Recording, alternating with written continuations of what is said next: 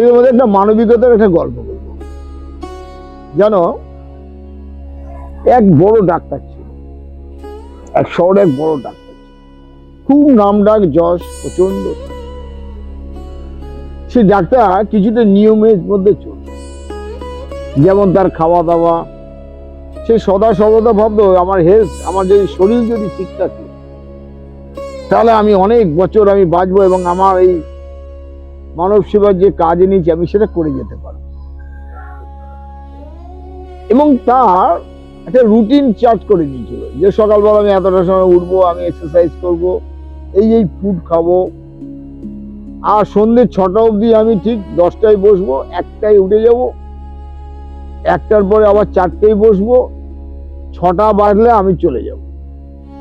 আর 6টা বাজলে আমি চলে গিয়ে কি করব না, আমাকে জিমে যাব, ব্যায়াম করব, এক্সারসাইজ করব, খাবো দাবো, ফুড খেতে হবে, আমাকে ইয়ং থাকতে হবে, আমাকে আমার আমার শরীরকে ঠিক রাখতে হবে। সেই ডাক্তারের কাছে এমন তার প্রচার ছিল যে মৃতপ্রায় ব্যক্তিও তার কাছে এসে ডাক্তার তাকে জীবন্ত করে দিত, এত নাম যশ ছিল।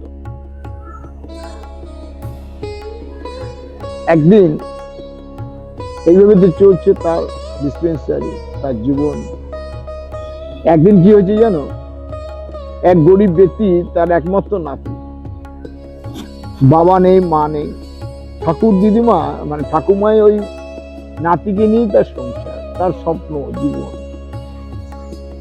হঠাৎ করে নাতিটি অসুস্থ হয়ে পড়ল, ধুম জ্বর, আর খিচুনি হচ্ছে, মনে হচ্ছে যেন প্রাণটা এক্ষুনি বেরিয়ে যাবে। সেই ব্যক্তি শুনেছিল ওই ডাক্তার হচ্ছে ধন্বন্তরী, ডাক্তারের কাছে নিয়ে গেলে আমার নাতিটি ভালো হয়। ডাক্তারের কাছে নাতিটিকে নিয়ে আসলো, কিন্তু ডাক্তারের তখন 6টা বেজে গেছে, সে তো আর রুগী দেখবে না। এসে খুব কান্নাকাটি করতে লাগে, হে ডাক্তার বাবু, আমার নাতিটাকে বাঁচান, এই নাতিটি আমার একমাত্র সাহারা, এর মুখের দিকে তাকিয়ে আমরা এই বুড়ো বুড়ি দুজন বেঁচে আছি। নাতিটা দেখুন কি অবস্থা, ধুম জ্বর, আপনি যদি না দেখেন তাহলে কিন্তু এই নাতিটি আমার প্রাণ হারিয়ে যাবে, চলে যাবে। ডাক্তার বলছে আমার 6টা বেজে গেছে, আমি আর রুগী দেখবো না, আপনারা কালকে আসুন। সেই বৃদ্ধা এবং বৃদ্ধ সেই নাতিটাকে ডাক্তারের পায়ে পড়ে কাঁদতে লাগলো, লুটোতে লাগলো, হে ডাক্তার বাবু, আমার নাতিটা হচ্ছে আর রাত্রিটুকু বোধহয় থাকবে না, বেঁচে বাঁচবে না, আপনি একটু দেখুন, একটুখানি দেখে দিন, একটুখানি ওষুধ দিন, তাহলে আমার নাতিটা বেঁচে যাবে। ডাক্তার বললো যে আমি তো 6টা বেজে গেলে কোনো রুগী দেখি না, আমি কিন্তু দেখতে পাবো।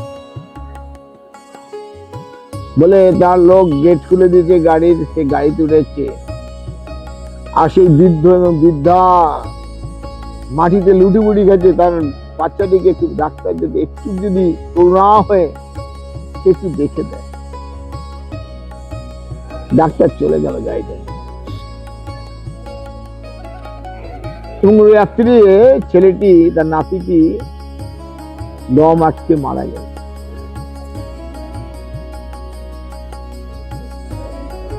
এদিকে ডাক্তারের একটি ছেলে ভালো পড়াশোনায় দারুণ বড় হয়েছে। একদিন ওই ডাক্তারের ছেলের জন্মদিন, কিন্তু ওই ডাক্তারের ছেলের একটা খুব শখ ছিল। কি শখ জানো? বিষধর সাপ। বিষধর সাপ সে পুষতে খুব ভালোবাসে। সেই সাপ বিভিন্ন জায়গায় তার সেট আপ করে সেখানে সব বিষধর সাপ রেখে দিয়েছে। রাত্রির বেলা সাপ তো ধরতো না, সমস্ত লোক আসে, জন্মদিন, বিশাল উৎসব হচ্ছে, খাওয়া দাওয়া প্রচুর, তার ডাক্তারের সমস্ত বড় বড় সব মানুষরা আসছে, উপহার দিচ্ছে, বিভিন্ন উপহার দিচ্ছে বাচ্চাটিকে, ছেলেটাকে। এখন ওই ছেলেটির বন্ধু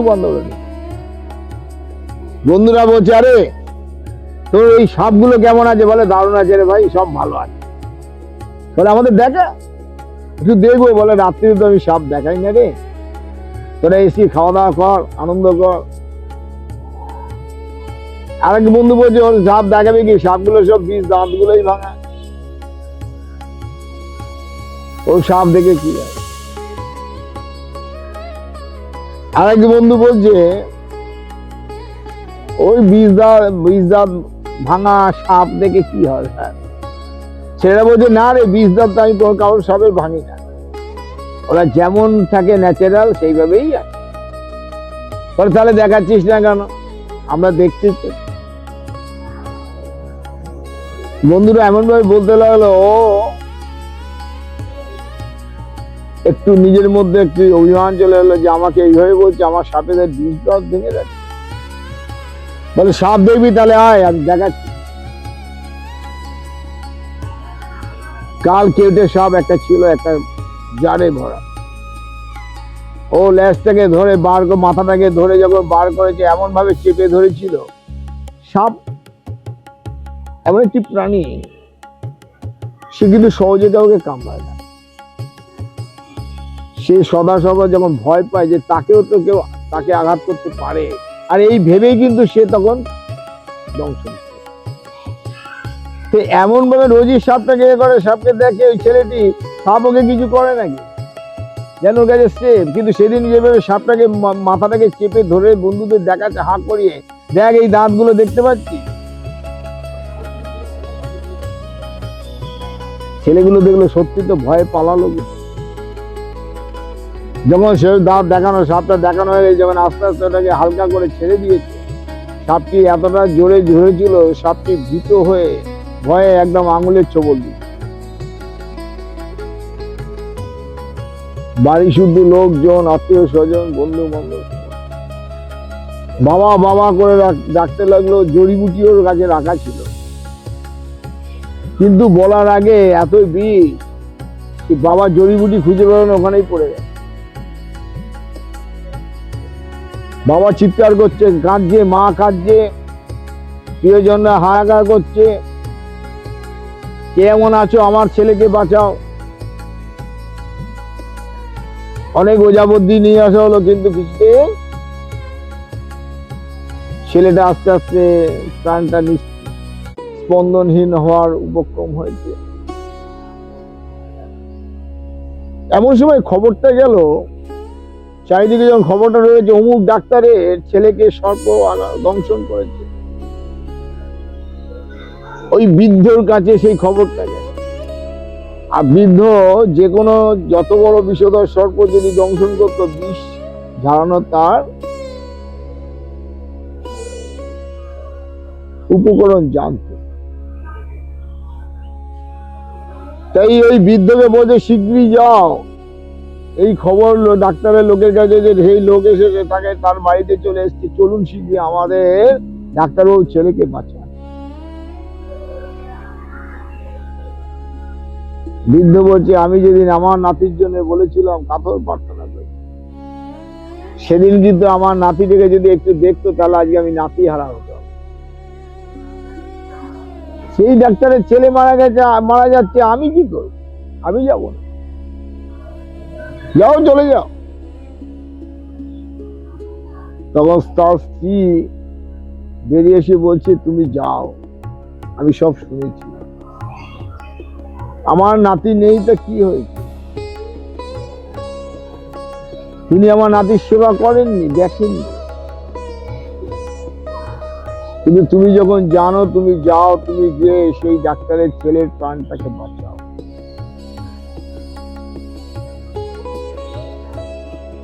দেখো,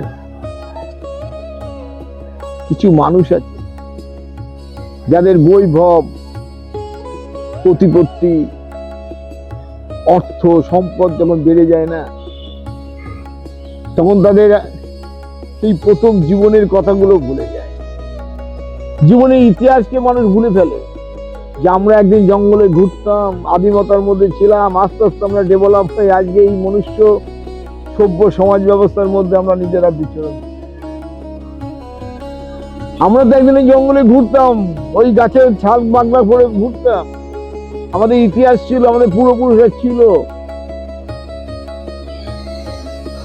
আজ আমার বৈভব, আমার অর্থ, আমার সম্পদ আমাকে সেই মানবিকতার ইতিহাস থেকে আজকে হারিয়ে দিয়েছে। তাই বলবো, অর্থ, বৈভব, ধন সম্পদ মনুষ্যত্বের পরিচয় নয়। মনুষ্যত্বের পরিচয় হচ্ছে তখনই যখন তুমি সবাইকে আপন ভাবতে পারবে, পুরো ইতিহাসটাকে যখন মনে স্মরণ করতে পারবে, সেই দিনই তুমি প্রকৃত মানুষ হতে পারবে। জয় মা, জয় ঠাকুর শ্রী রাম।